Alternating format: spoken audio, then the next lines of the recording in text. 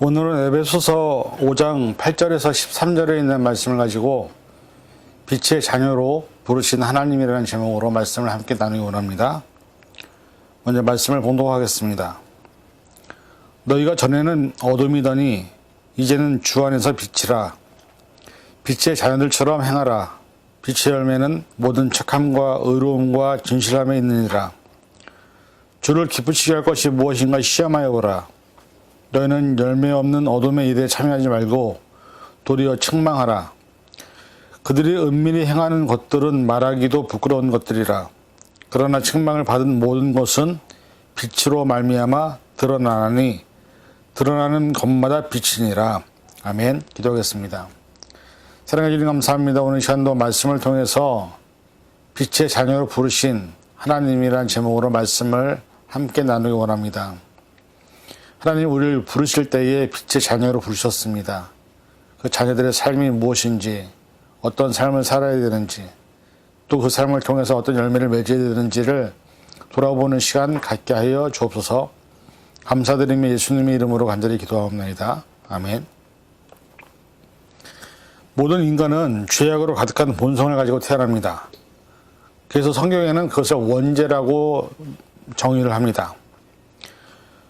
예전에 우리나라뿐만 아니라 중국에서 성악설과 성선설이 유행했었습니다. 그리고 그것은 지금까지도 결론이 나지 않은 논쟁거리가 되고 있습니다. 성선설이란 사람은 선한 본성을 타고 태어난다는 맹자의 인성론입니다. 맹자의 주장에 따르면 성은 하늘이 하나님에게 부여하신 것으로 태어날 때부터 선한 마음을 갖추고 있다는 것입니다. 그 근거로 누구나 남의 불행을 참아 내버려두지 못하는 측은지심의 마음을 예로 들었습니다. 사람들이 모두 선한 성품을 갖고 태어났지만 다 선한 사람이 되지 못하고 인의 예의의 덕을 갖추지 못하는 것은 본성의 차별이 있어서가 아니라 선의 실마리를 힘껏 배양하지 못한 결과라고 주장했습니다. 그런데 이에 반해서 성악설이 있었습니다. 사람의 성품은 원래 악한 것이라는 것입니다. 그래서 선하게 되는 것은 인위적인 노력에 의해서 구현되는 것이라고 이야기했던 사람이 전국시대의 순자의 인성론입니다.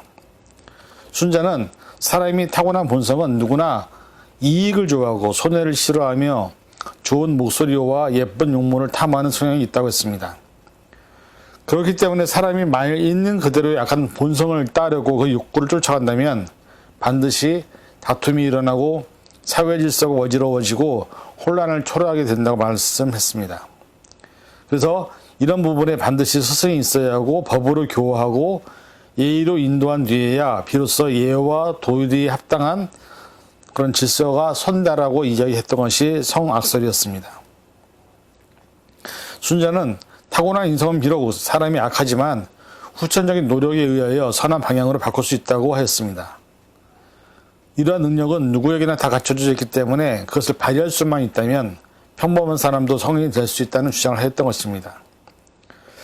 여러분들은 성악설과 성선설 이 두 가지 의견에 대해서 어떤 부분에 동의를 하시고 어떤 부분에 반대를 하십니까? 물론 시대적으로, 문화적으로, 학문적으로 대립적인 사상들이 있었던 것은 사실이지만 오늘 본문에 등장하는 말씀에서는 성경 전체에 흐르는 원죄에 대한 부분을 보면 모든 인간은 스스로 갖고 있는 욕심과 탐욕이 우리 안에 있다는 것을 성경은 말씀하고 있습니다. 마가복음 10장 18절 예수께서 이르시되 내가 어찌하여 나를 선하다 일컫느냐 하나님 한 분 외에는 선한 이가 없느니라. 방금 읽은 말씀처럼 오늘 본문은 우리에게 뭐라고 말씀하냐면 전에는 너희가 어둠이었더니 라는 표현을 쓰게 됩니다. 우리는 어둠의 자식들이었다라는 것을 말하고 있죠. 그런데 성경은 또 그런 부분만 이야기하는 것이 아닙니다. 창세기에는 전혀 다른 또 성향의 말씀이 나와 있습니다. 창세기 1장 26절 하나님이 이르시되 우리의 형상을 따라 우리의 모양대로 우리가 사람을 만들고 그들로 바다의 물고기와 하늘의 새와 가축과 온 땅과 땅에 기는 모든 것을 다스리게 하자 하시고 이 말씀에 보면 우리를 만드신 하나님은 우리의 형상을 따라, 즉 하나님의 형상을 따라 하나님의 모양대로 사람을 만들었다고 얘기하죠. 근데 여기에 모양과 형상과 이 모든 것들에는 품성이 같이 들어가 있습니다. 고린도전서 15장 49절, 우리가 흙에 속한 자의 형상을 입은 것 같이 또한 하늘에 속한 이의 형상을 입으리라. 이 말씀들을 같이 살펴보면 선한 분은 하나님밖에 없고 우리는 하나님의 형상을 따라 지음을 받았는데, 중요한 것은 우리 안에 하나님의 형상도 있고 또 악한 죄된 본성도 있다는 것을 말씀하고 있습니다. 우리가 알다시피 우리는 하나님의 형상으로 지음받은 사람들입니다. 그렇기 때문에 그 형상이라는 단어 안에는 하나님의 성품, 하나님의 속성, 하나님의 마음도 우리 안에 있음을 성경은 말씀하고 있습니다. 중요한 것은 뭐냐면 우리가 빛의 자녀로 살 것인지 악한 존재로 살 것인지는 우리의 선택에 달려있다는 사실입니다. 하나님이 처음에 만드실 때 우리에게 하나님의 형상대로 지으셨기 때문에 우리는 하나님의 마음도 있고 하나님의 생각도 있고 하나님의 눈도 우리에게는 있습니다. 그런데 사람이 갖고 있는 본성이 너무 악하다 보니 하나님이 주신 것을 잃어버리고 하나님의 뜻과 상관없이 세상 것을, 또 눈에 보이는 것을, 욕심을 따라, 탐욕을 따라 살다 보니 하나님의 뜻과 상관없는 빛의 자녀가 아닌 악한 존재로 우리가 스스로 내 삶을 결정하고 있다라고 성경이 말하고 있는 것입니다. 그런데 그럼에도 불구하고 그런 우리에게 성경은 뭐라고 말씀하냐면 너희는 빛의 자녀로 부르셨다. 하나님은 우리가 빛의 자녀로 살기를 원하신다고 얘기하고 있는 것입니다. 우리 안에 있는 원죄, 또 죄의 본성, 욕심, 탐욕, 이것이 있지만 그럼에도 불구하고 하나님은 우리에게 빛의 자녀로 살라고 말씀하고 계시는 것이죠. 그래서 오늘은 이런 차원에서 빛의 자녀가 어떤 삶인지, 또 우리가 빛을 어떻게 나타내게 하는지, 그 삶을 통해서 우리에게 원하시는 삶이 무엇인지를 말씀을 통해서 함께 나누며 우리가 스스로 그것을 좀 깨닫고 더 이상 죄의 본성을 따라 사는 삶이 아니라, 육신대로 사는 삶이 아니라 성령을 따라 하나님의 뜻에 따라 우리의 삶을 선택하고 결정할 수 있는 시간이 되기를 바랍니다. 첫째, 오늘 말씀해 보니까는 빛의 열매는 착함과 의로움과 진실함을 나타낸다고 말씀하고 있습니다. 우리가 세상에 살면서 빛과 어두움이라는 표현을 본다면 일반적으로 빛의 삶은 사람들이 인정을 받고 하나님의 영광을 드러내는 삶을 의미하는 것이고, 어둠이라는 것은 하나님의 뜻이 아닌 세상적인 욕심과 사탄을 드러내는 악한 삶을 비교하는 단어로 표현이 됩니다. 요한복음 5장 29절에 이런 말씀이 있습니다. 선한 일을 행한 자는 생명의 부활로, 악한 일을 행한 자는 심판의 부활로 나오리라. 우리의 삶은 선한 일을 행한 자는 생명의 부활을 얻게 될 것이고, 반대로 악한 일을 행한 자는 심판의 부활로 나오게 될 것이라고 말씀하고 있는 것입니다. 로마서 6장 11절에서 14절, 이와 같이 너희도 너희 자신을 죄에 대하여 죽은 자요 그리스도 예수 안에서 하나님께 대하여는 살아있는 자로 여길지어다. 그러므로 너희 죄가 너희 죽을 몸을 지배하지 못하게 하여 몸의 사욕에 순종하지 말고, 또한 너희 지체를 불의의 무기로 죄에게 내주지 말고, 오직 너희 자신을 죽은 자 가운데서 다시 살아난 자와 같이 하나님께 드리며 너희 지체를 의의 무기로 하나님께 드리라. 죄가 너희를 주장하지 못하리니 이는 너희가 법 아래 있지 아니하고 은혜 아래 있음이라 라고 말씀합니다. 결국 우리가 전에는 죄의 자녀로, 죄로 가득한 존재였다가 하나님께서 우리에게 주신 예수님의 보혈의 피로 말미암아 구원하여 주시고 하나님의 자녀로 삼아주셨는데, 중요한 것은 이제부터는 우리가 더 이상 죄가 우리를 다스리거나 주장하지 않게 하고 은혜 안에 거하라는 것입니다. 빛의 자녀로 존재하며 빛의 자녀로서의 삶에 대한 열매를 맺으라고, 그 열매가 오늘 말씀에 나와 있는 착함과 의로움과 진실함의 열매가 우리가 맺어야 될 열매라고 말씀하고 있습니다. 여기서 말하는 착함은 선함을 나타내는 말이며, 의로움은 언제나 하나님의 뜻을 이루어내는 삶의 모습을 드러내는 것입니다. 진실함은 어떤 상황이나 환경에서도 진실 혹 거짓이 아닌 삶을 선택하는 모습을 나타낼 때 인정받게 되는 것입니다. 사람은 살아가는 상황과 환경에서 언제나 가장 중심이 누구냐? 바로 나입니다. 나를 보호하고 내 자신의 환경을 보호하고 그런 습성이 우리에게 있습니다. 그래서 여러 가지 상황과 환경을 만날 때 때로는 타협을 하거나 적당히 거짓말도 하기도 합니다. 왜? 나를 지키기 위해서. 그런데 그런 습관이 들어버리면 결국 아무렇지 않게 세상과 타협하고 세속적인 삶을 살게 된다고 성경은 우리에게 경고하고 있습니다. 예전에 학창 시절에 누구나 있었던 경험들이 있습니다. 여름방학 때 보충 수업을 한다고 그러면 학교에 간다고 하고 학교에 가지 않았던, 또 책을 산다고 할 때 책값보다 더 많은 가격을 어머니 아버지에게 받아서 그 돈으로 먹을 것을 사 먹었던 그런 기억들이 있을 것입니다. 우리가 하나의 거짓말을 감추기 위해서는 10가지 거짓말을 한다라는 말이 있습니다.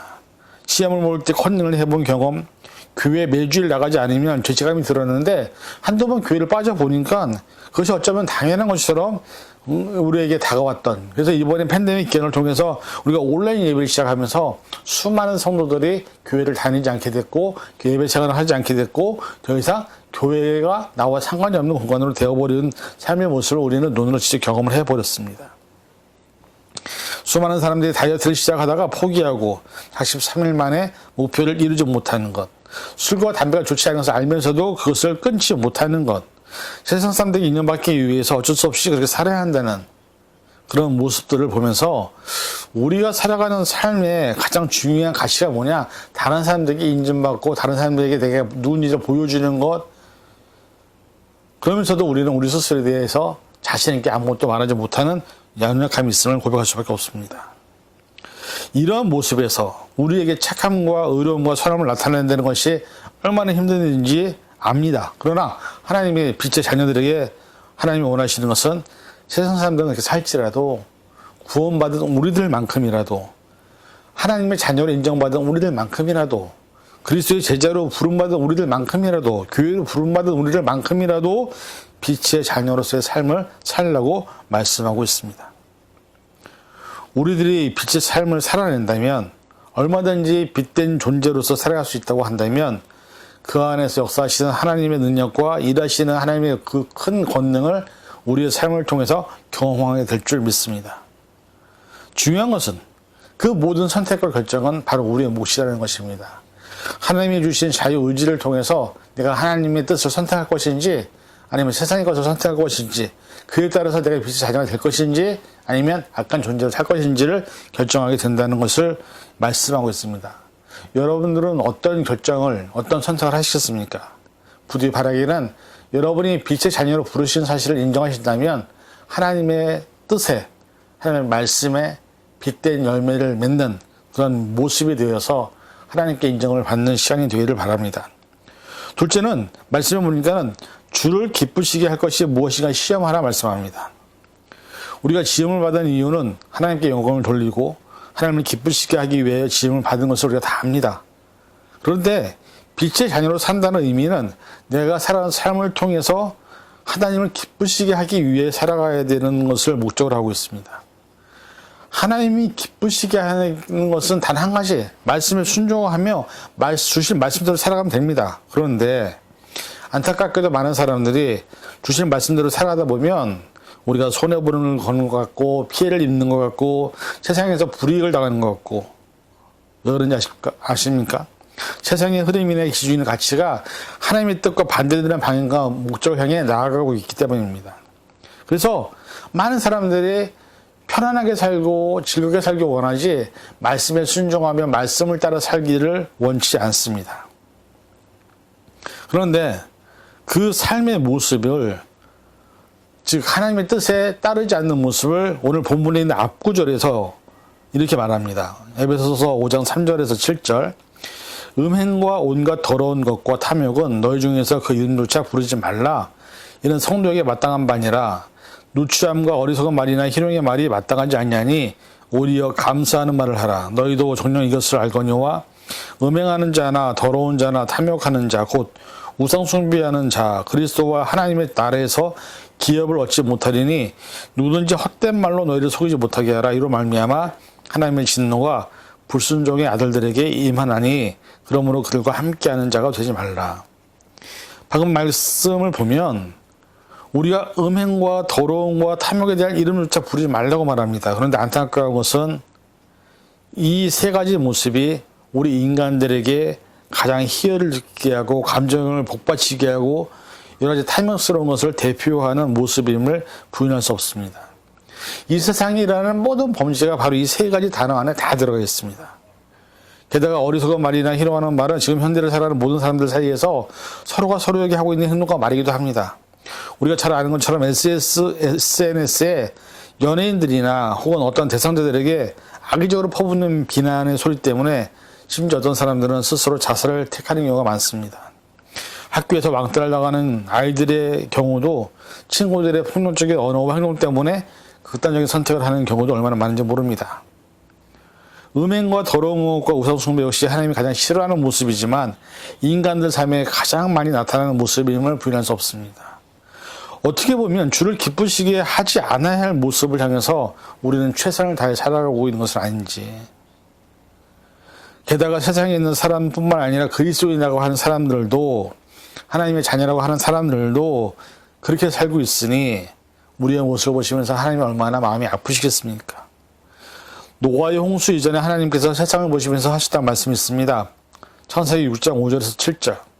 여호와께서 사람의 죄악이 세상에 가득함과 그의 마음으로 생각하는 모든 계획이 항상 악할 뿐임을 보시고 땅에 사람 지으심을 한탄하사 마음에 근심하시고 이르시되 내가 창조한 사람을 내가 지면에서 쓸어버리되 사람으로부터 가축과 기는 것과 공중의 새까지 그리하리니 이는 내가 그것들을 지었음을 한탄함이라 하시니라. 사실 지금 우리가 살고 있는 이 시대를 보시면서 하나님이 이런 한탄을 하고 있지는 않은지 걱정이 됩니다. 왜냐하면 모든 세상에 있는 가치나 기준과 상황이 하나님이 기뻐하시는 것을 위해 사는 것이 아니라 하나님이 기뻐하지 않는 것을 위해서 우리가 살고 있기 때문이죠. 그렇다면 다른 사람들이 아닌, 세상이 아닌 나는 과연 하나님께서 나를 보시면서 기뻐하시리라 믿으십니까? 내 삶을 보시면서 하나님이 내게 어떤 평가를 내리실 거라고 여러분 확신하십니까? 고린도후서 5장 9절에서 10절. 그런즉 우리는 몸으로 있든지 떠나 있든지 주를 기쁘시게 하는 자가 되기를 힘쓰노라.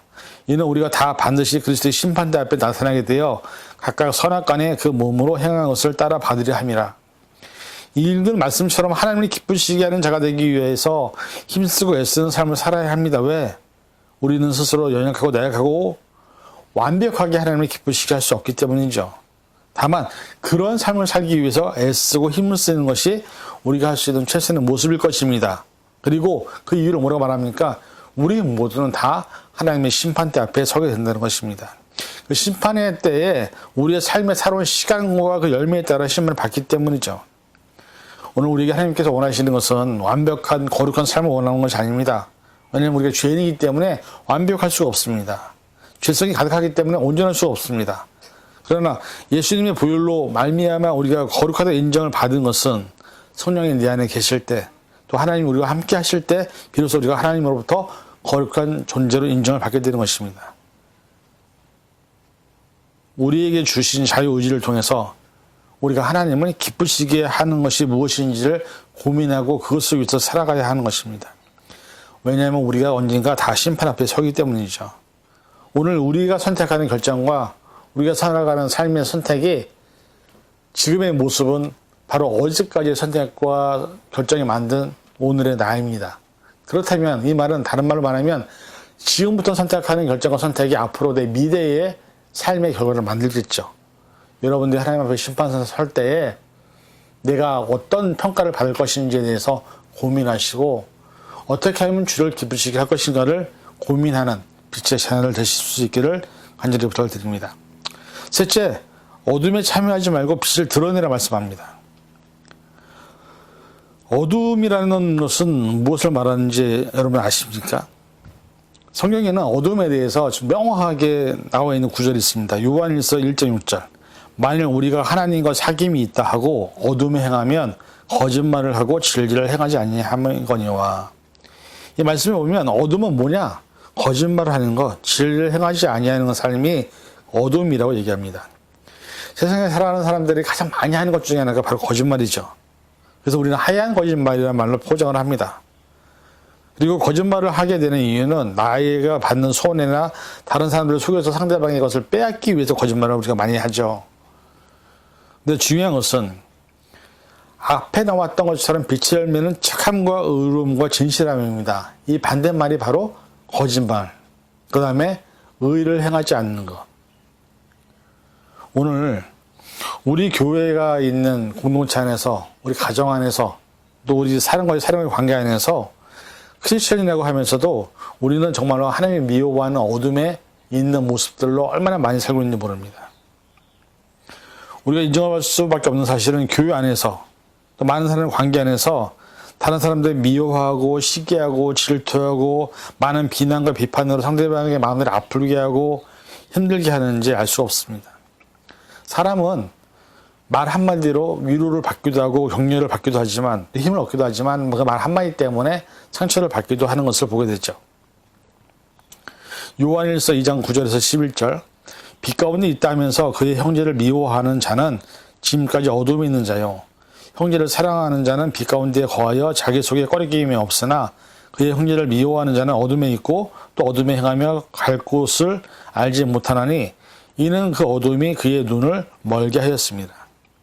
이 말씀처럼 여기서 어둠을 또 뭐라고 하냐면 형제를 미워하는 것 자체도 어둠에 있는 자라고 얘기하고 있습니다. 우리가 말과 행동이 다른 수많은 사람들을 봅니다. 다른 사람들에게 행했던 비판과 비난이 얼마나 많은 사람들을 아프게 했는지 모릅니다. 물론 우리가 인간이기 때문에 선한 존재는 아닙니다. 그러나 중요한 것은 이 세상에 우리는 빛의 자녀로 부름을 받았다는 사실입니다.